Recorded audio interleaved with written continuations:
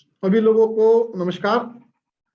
और जो ये सेशन है, ये इस वीडियो के माध्यम से हम ये बताने का प्रयास कर रहे हैं कि जो नई शिक्षा नीति के अंतर्गत विश्वविद्यालय द्वारा बीए, बीएससी और बीकॉम पाठ्यक्रम की प्रथम सेमेस्टर की जो परीक्षाएं होनी हैं, उनमें जो विभिन्न मेजर और माइनर विषयों के कॉम्बिनेशंस हैं, वो इस प्रकार से आप छात्र का या विद्यार्थियों का फॉर्म भरते हुए उनको छांटेंगे। तो मेरा आपसे निवेदन है कि इस वीडियो को थोड़ा ध्यान से देखिए। इसमें स्क्रीन भी आएगा और ये बिल्कुल रन टाइम पे एग्जीक्यूट हो रहा है। तो इस प्रकार से मैं स्टेप्स लूंगा, उसी प्रकार से आपको स्टेप को फॉलो करते हुए अपने महाविद्यालय में पढ़ने वाले अपने विद्यार्थियों के फॉर्म्स को भरना है। इससे पहले हमने आपसे एक सूचना मांगी थी कि जो जो पाठ्यक्रम आपके महाविद्यालय में संचालित हैं, आपको उन पाठ्यक्रमों को विश्वविद्यालय के द्वारा आपको दिए गए पोर्टल के माध्यम से हमें भिजवाना था। वो विषय आपके द्वारा पोर्टल के माध्यम से हम तक आ चुके हैं। अगर आ गए होंगे तो वो आपके में ओपन होंगे। अन्यथा की स्थिति में आपसे निवेदन है कि अपने महाविद्यालय में संचालित अपने पाठ्यक्रमों को उस पोर्टल के माध्यम से आप छांट लीजिए। ऐसे ही आप अपने एग्जामिनेशन के ऑप्शन पे जाएंगे तो ये विंडो आपके सामने जो स्क्रीन पे आ रही है वो ओपन होगी। इसके अंदर जो आपके कॉलेज का कोड है, आप उसको एंटर करेंगे। मैंने एक कोड अपना बनाया हुआ है, मैं उसको एंटर कर रहा हूँ। ऐसे ही कोड एंटर होगा, फिर आपको पता है कि वो आपसे आपका यूजर आईडी मांगता है। तो यहाँ पर एक आईडी है बना हुआ, मैंने उसको एंटर किया।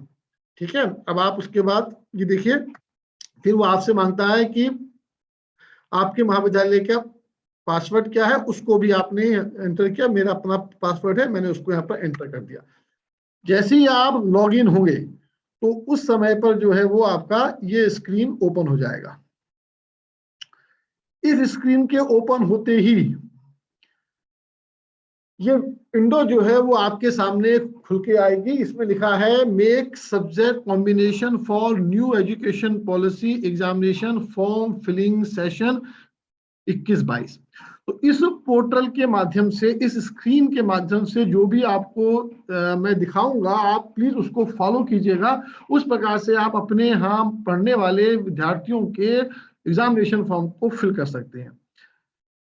इस पोर्टल में हमने एक सुविधा आपको ये दी है कि जो अगर माना आपके यहाँ बीए में 100 बच्चे पढ़ते हैं और 100 में से आपने 20 बच्चों को एक कॉम्बिनेशन दिया है, अगले 20 को कोई और दिया है, तो जो जो आप कॉम्बिनेशन छांटते ले जाएंगे तो उन छात्रों के फॉर्म एक साथ भरे जाएंगे एक ही बटन से। तो ये आपके लिए हमने बहुत समय बचा लिया। आपको अलग अलग फॉर्म नहीं भरना है। जो आपके विद्यार्थी जौन से कॉम्बिनेशन में हैं, उन सारे विद्यार्थियों के फॉर्म एक साथ भरे जाएंगे। जैसे ही आपने ये विंडो खोली, सबसे पहला ऑप्शन आएगा ऐड न्यू सब्जेक्ट कॉम्बिनेशन। तो जो विषय आपके महाविद्यालय में संचालित हैं, उनमें से आप इन विषयों को छाट सकते हैं। तो ऐसे ही आपने इस विंडो के ऑप्शन को दबाएंगे तो आपके सामने ये विंडो ओपन हो जाएगी। इसके अंदर लिखा हुआ है पहला कोर्स, कि आप कौन से कोर्स के बच्चों को ये फॉर्म या कौन से कोर्स के बच्चों के लिए आप सब्जेक्ट कॉम्बिनेशन को छाट रहे हैं। अब माना आपने इसमें लिखा है सेलेक्ट मी, तो ऐसे ही आपने इसको खोला। इसके अंदर से आपने कहा कि मेरे को अपने यहाँ के बीएससी के बच्चों के फॉर्म भरवाने हैं, तो बीएससी फर्स्ट सेमेस्टर को आपने छाट लिया। ऐसे ही आप इसको छाटेंगे तो आपका ऑप्शन नंबर ए आएगा। उसमें लिखा है कि चुने गए कोर्स पब्लिक पाठ्यक्रम की संकाय से आपको 2 मेजर विषय लेने अनिवार्य है। तो जो जो संकाय या जो जो फैकल्टीज आपके महाविद्यालय में संचालित हैं, उनकी सूची आपको यहाँ पे ओपन हो जाएगी। तो आपने कहा मेरे यहाँ फैकल्टी ऑफ साइंस है, आपने उसको छाटा। ऐसे ही आप फैकल्टी ऑफ साइंस को छाटेंगे तो जो जो विषय आपके महाविद्यालय में साइंस फैकल्टी के अंदर आपके द्वारा ही छाटे गए हैं, वो सब्जेक्ट जो है वो खुल जाएंगे। उनमें से आप 2 विषय छाटेंगे। अब माना आपने कहा कि हमने 100 बच्चे थे आपके पास बीएससी के एडमिटेड, तो उनमें से 80 को आपने माना फिजिक्स दिया था, तो आपने फिजिक्स को छाट लिया। जैसे ही आप इस सब्जेक्ट को छाटेंगे, ये उठ के यहाँ आ जाएगा। दूसरा सब्जेक्ट आपने उनको दिया था मैथमेटिक्स, जैसे ही आपने उसको छाटा और ये विषय आपका यहाँ आ गया। तो इस प्रकार से आपने 2 मेजर सब्जेक्ट छाटे। फिर आप उसके बाद आगे बढ़ेंगे, यहाँ पे आएगा ऑप्शन नंबर बी। इसमें आप एक मेजर और छांटवाएंगे बच्चे के लिए, और उसमें या तो वो उसी फैकल्टी का हो सकता है, या जो दूसरी फैकल्टी या फैकल्टीज आपके महाविद्यालय में संचालित है उसमें से कोई एक सब्जेक्ट हो सकता है। तो अब माना आपने इस ऑप्शन को खोला, इसके अंदर से आपने देखा कि मैं इस बच्चे को, आपका जो भी व्यवस्था थी उसमें आपने कहा कि हमने जो थर्ड वाला पेपर है वो भी हमने साइंस फैकल्टी से रखा है, तो आपने साइंस फैकल्टी को छाट लिया। तो जो दो विषय आप पहले छाट चुके थे साइंस फैकल्टी के, वो दोनों विषय यहाँ से हट जाएंगे। इसके अलावा जो सब्जेक्ट आपके यहाँ संचालित हैं वो उनकी सूची यहाँ पे आपको मिल जाएगी। इसमें से आपने कहा जो थर्ड सब्जेक्ट था वो माना था केमिस्ट्री, आपने उसको छाटा और जैसे ही आपने उसको ऐड किया वो यहाँ पर ऐड हो गया। तो इस प्रकार से आपके 3 मेजर सब्जेक्ट का चयन हो गया। तो जो कॉम्बिनेशन आपका बना वो ये बना कि 2 मेजर थे, वो उसमें था एक फिजिक्स एक मैथमेटिक्स, दूसरा था केमिस्ट्री, इनको आपने छाट लिया। अब यहाँ पे जो ऑप्शन आता है ऑप्शन है सी, वो ये बोलता है कि क्या आप माइनर पेपर इसी सेमेस्टर में बच्चे को पढ़ाओगे या अगले सेमेस्टर में। अगर आपने कहा नहीं हम उसको अगले सेमेस्टर में भी पढ़ाएंगे, इस सेमेस्टर में नहीं पढ़ा रहे हैं, आप छाटेंगे ऑप्शन नो। तो नो छाटने पे कोई भी माइनर का पेपर नहीं ओपन होगा। अगर आपने कहा नहीं हमने इसी सेमेस्टर में बच्चे को माइनर पढ़ाया है, तो आपको यहाँ पे आप छाटेंगे ऑप्शन यस।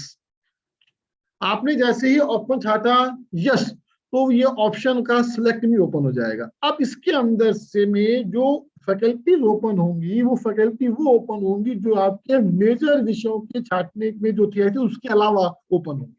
आपने इसको यहाँ से ओपन आपने किया, आपने कहा कि मैं साइंस फैकल्टी हो चुकी थी, तो मैंने आर्ट्स छाट ली, तो आपने ह्यूमैनिटीज छाट ली। तो ह्यूमैनिटीज के जो जो सब्जेक्ट विषय आपके महाविद्यालय में अप्रूव्ड हैं उनकी सूचियां खुल जाएगी, या जो उसमें से जो भी आपने सब्जेक्ट ए पेपर उन 80 छात्रों को आवंटित किया है उसको आप छाट लीजिए। आपने कहा हमने उनको जो सूची थी उसमें से आपने कहा हमने इनको बांटा है हिस्ट्री, तो हिस्ट्री आपने छाटा और ये इसको आपने ऐड कर दिया।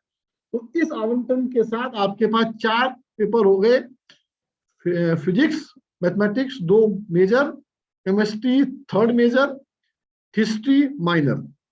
अब यहाँ पे जो ऑप्शन नंबर डी है वो ये कहता है कि इसमें जो वोकेशनल कोर्सेज आपके महाविद्यालय में आपके द्वारा संचालित हो रहे हैं उनमें से आपके यहाँ जो जो पाठ्यक्रम है उसकी सूची इसमें आ रही है, उसमें से आप एक पाठ्यक्रम को छाट सकते हैं। आपने कहा हमने उसको ई कॉमर्स का पेपर छाटा था, तो आपने ई कॉमर्स का पेपर उसको यहाँ से छाट के आवंटित कर दिया, ये ऐड कर दिया मैंने, तो ये ऐड हो गया। अब उसके बाद जो ई ऑप्शन है वो है को करिकुलर पेपर का। जो भी आपके महाविद्यालय में को करिकुलर का पेपर है आप उसको उसकी सूची यहाँ पे आ रही है। तो ये माना एक ही पेपर आ रहा है, तो एक ही पेपर माना है आपके यहाँ, तो आपने इसको छाटा और इसको आपने ऐड कर दिया। अब आपके पास कॉम्बिनेशन हो गया वो ये हो गया 2 मेजर पहली फैकल्टी से, तीसरा मेजर उसी फैकल्टी से या अन्य फैकल्टी में, वो भी आपके यहाँ व्यवस्था है।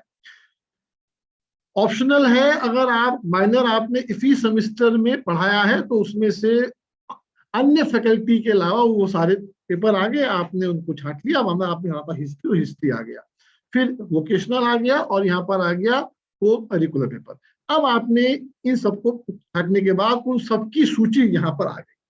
आपने छाटा था फिजिक्स, ये आ गया, मैथमेटिक्स ये आ गया, केमिस्ट्री के 2 पेपर, एक थ्योरी एक practical, theory practical theory practical, और ये वोकेशनल आ गया, और ये आ गया आपका को-करिकुलर। अब आपने इनको देखा और आपने इसको कर दिया ऐड सब्जेक्ट कॉम्बिनेशन। जैसे ही आपने इस बटन को दबाया तो आपसे ये पूछेगा कि ये ओके है, फाइनल है, आपने कहा ओके, इसको आप ओके।